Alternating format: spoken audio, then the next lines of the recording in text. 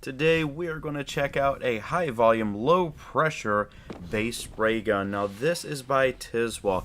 This was sent to me because they wanted me to give this a really good practical real world test, and well, I had a big project that I needed to tackle. Now I bought a 40-foot shipping container, and guess what? It came with China shipping on the side. My neighbors did not like that. I don't like that. So I'm going to change that today.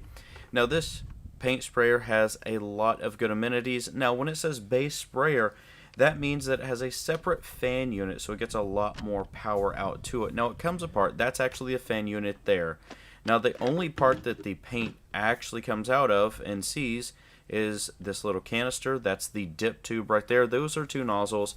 I'm putting the bigger nozzle into this because I want to get as much paint as I possibly can at one time out of this, because I need to get this done very quickly. Now, with that being said, I actually need to get this paint ready, and this is a little bitty funnel, and it tests the seconds as it comes out, so you can cut it to make sure it has the right consistency to be sprayed out of this gun. Got to cut it with a little bit of water. Once you do that, well, you are all set and you're good to go. Now, one of the things that you gotta remember about this, it runs off 120 volts. I don't have 120 volts out here, so I'm going to use the Ryobi 1800 watt power station solid batteries, and it's going to run it just fine. So essentially, I guess it's cordless. Does that make sense? Now, this container is 10 feet tall, and I have it up in the air about 8 inches as well. So I'm having a hard time reaching the top of it, but as you can see, this little sprayer is not doing a bad job. In fact, it's covering everything pretty well. Now I'm going to zoom through this so you can see everything that's going on, but I didn't want to skip everything, but you can see it's covering up the letters there just fine. Now you're going to see a reflection because this metal is shaped to have a very strong surface because it does get shipped on ships. Now check this out. This does a great job through here. Now I'm going to do an overlap.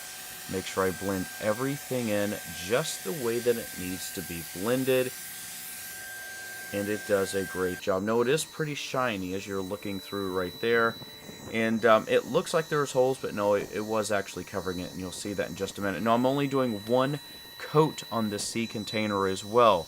I want to save that time, but this thing actually works out pretty good. Now when it dries, it does dry a little bit darker.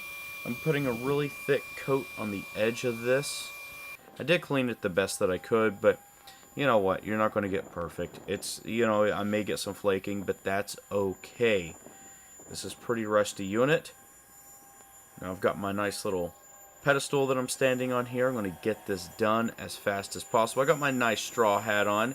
That's from a nice fishing company. It keeps the sunburn off the back of my neck and sides of my neck and face. It's very comfortable. Now whenever you got to clean this up, it's actually not too bad. It's pretty standard. Get a bucket of water. Don't be shoving this down your sink. You don't want this to go into, you know, any of your septic fields. Don't do that if you have a septic field. You don't want to discharge it to the city either. So you're just going to take all of the parts apart. You're going to make sure that you clean it very, very well. I'm going to turn this over and make sure that I drain everything out. Get that dip tube off there. Now whenever you do this, use the little tools that comes with it. It comes with this nifty little brush that I'm going to show you in just a minute. Right there it is. Make sure that you scrub everything out. When you clean it right, because the next time you use it, you really want it to work the way that it worked the first time when it was brand new. No clogs or none of that jazz. You just want to make sure you get in there and you toothbrush the heck out of this thing. And it's not that hard to do. It's all plastic, so you're not going to get a lot of rusting.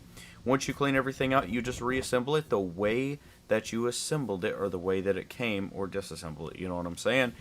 You know what I'm saying. My words are getting mixed up here. It does have adjustments. You can either do a vertical or horizontal spray. I forgot to say that earlier, but just put it right back the way it needs to be. Now, guess what? If you want this sprayer, I will give it to you for free. If you're listening closely, all you need to do is write to me, pay for the shipping, and I will send this to you for free. Write to me on the email as it's listed in the description. I'm done. Now look how good this thing actually is. There's no streaks, nothing like that. You see a little bit of reflection, but other than that, it is beautiful in my eyes. I really appreciate everybody for watching. Please subscribe.